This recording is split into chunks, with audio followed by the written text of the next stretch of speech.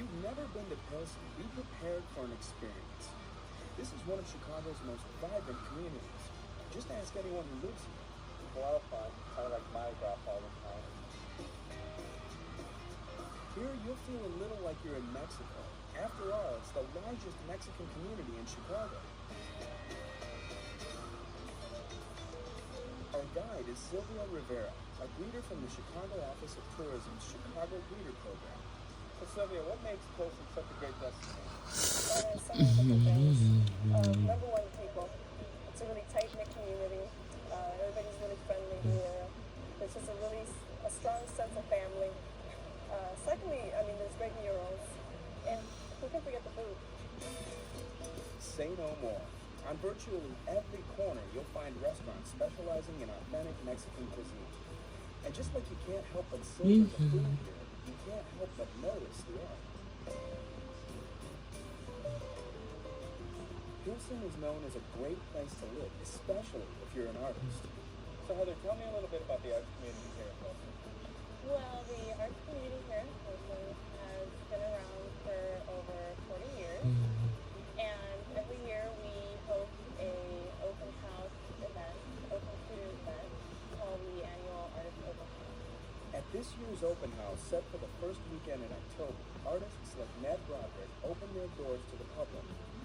Many artists live or work in spaces developed by the Komajersky family, who have been major supporters of artists in Pilsen for 3 generations. Central to the open house is this courtyard, where many artists find inspiration.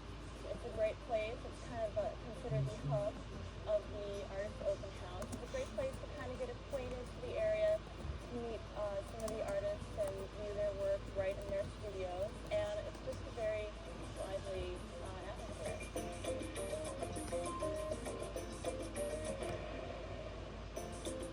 In Pilsen, artwork is everywhere.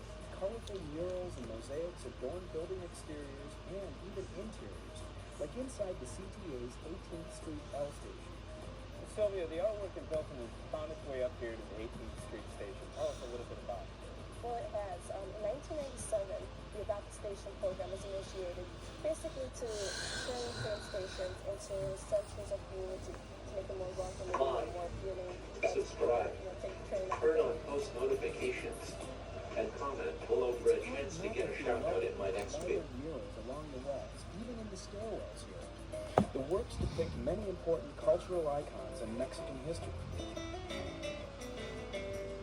Of course, lovers of art can't visit Pilsen without a stop at the Mexican Fine Arts Center Museum. When the museum first opened, it opened in Pilsen, and that was a very, very strategic idea. The idea was to have an internationally renowned museum within the Mexican community. Here, you'll find folk art, photographs, sculptures, and prints. Works from both Mexico and from Mexican communities across the United States. Among the highlights of the museum are our annual Day of the Dead exhibition. We have that every year in the fall.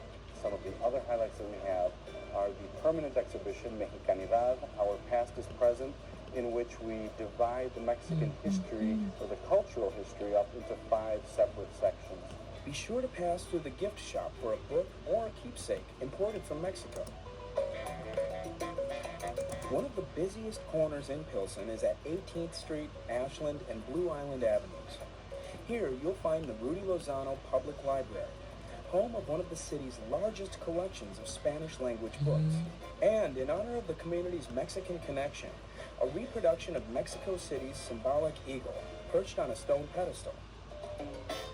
It's at this corner that you'll also find Pilsen's version of NBC's Today Show.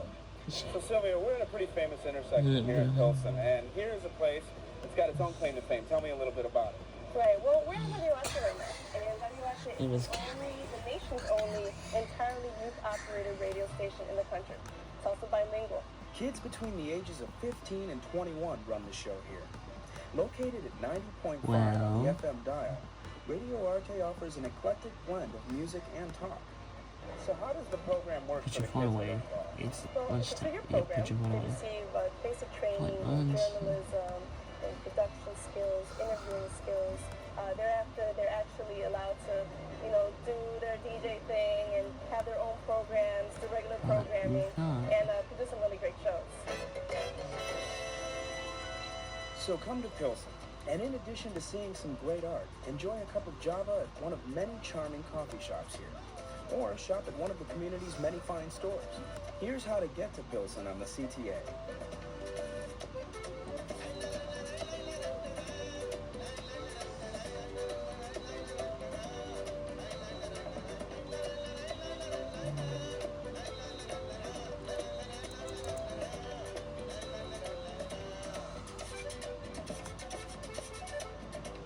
I would encourage people to make a day of a trip down to Pilsen.